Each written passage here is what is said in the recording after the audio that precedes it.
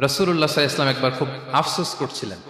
তিনি যখন শুনতে পেলেন যে বনী ইসরাইলের অনেক অনেক লোক হাজার বছর হায়াত পেত, তারা শত শত বছর ইবাদত করত, শত শত বছর তারা জিহাদ করত, তখন তিনি আফসোস করে বললেন, হায় রে, আমার শেষ সময়ের উম্মতের কি হবে? কারণ তিনি বলেছেন যে আমারু উম্মতি মা বাইনা সিত্তিন ইলা সাবঈন, আমার উম্মতের গড় বয়স হচ্ছে 60 থেকে 70। ওয়া আকাল্লুহুম মান ইয়াজুজু যালিক, খুব অল্প সংখ্যক লোকই এর চেয়ে বেশি হায়াত পাবে। রাসূল সাল্লাল্লাহু আলাইহি ওয়াসাল্লাম যখন দেখলেন যে শত শত বছর হায়াত পেয়েছে বনী ইসরাইলের লোকেরা, বনী ইসরাইলের ওরা শত শত বছর জিহাদ করেছে, তো আমার উম্মত তো 60 বছরে তার হায়াতই শেষ, 60 থেকে 70 এর মধ্যে তার জীবনই শেষ, তা আমার গুনাহগার উম্মতের কি হবে? রাসূল সাল্লাল্লাহু আলাইহি ওয়াসাল্লাম খুব আফসোস করছেন।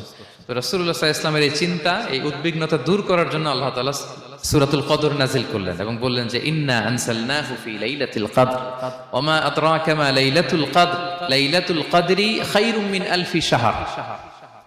লাইলাতুল কদর, এই কদরের রাতটা হচ্ছে এমন রাত যেটা খায়রুম মিন আলফি শাহর, হাজার মাসের চেয়েও সেরা। 1000 মাস লাগাতার ইবাদত করলে যে সওয়াব, কদরের রাতে ইবাদত করলে এর সমান সওয়াব হবে নাকি? সমান হবে না। আল্লাহ তাআলা বলেছেন খায়রুম মিন আলফি শাহর, না, এর চেয়েও শ্রেষ্ঠ, এর চাইতেও বেশি।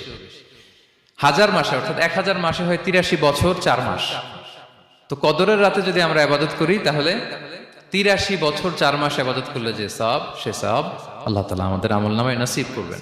তো আমরা যেন এই কদরের রহমত বরকত থেকে যেন আমরা বঞ্চিত না হই।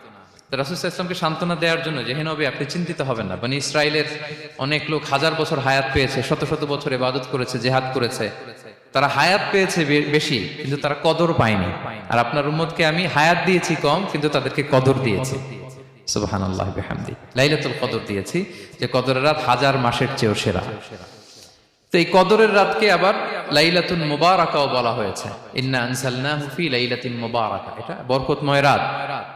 ফিহা ইউফরাকু কুল্লু আমরিন হাকিম, সব বিজ্ঞচিত প্রাজ্ঞচিত বিষয়ের ফয়সালা হয়।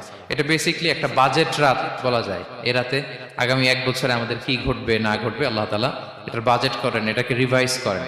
সো এই রাতটা অনেক গুরুত্বপূর্ণ। তো এই কদরের রাত, এটা কবে?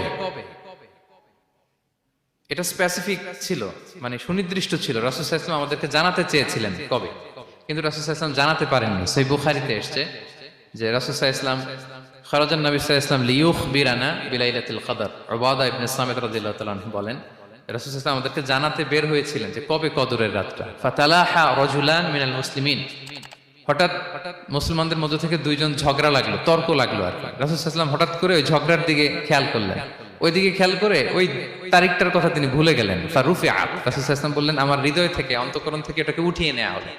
এখন আমি মনেই করতে পারছি না এটা কি 23 না 25 না 27 না 29, আমি মনে করতে পারছি না।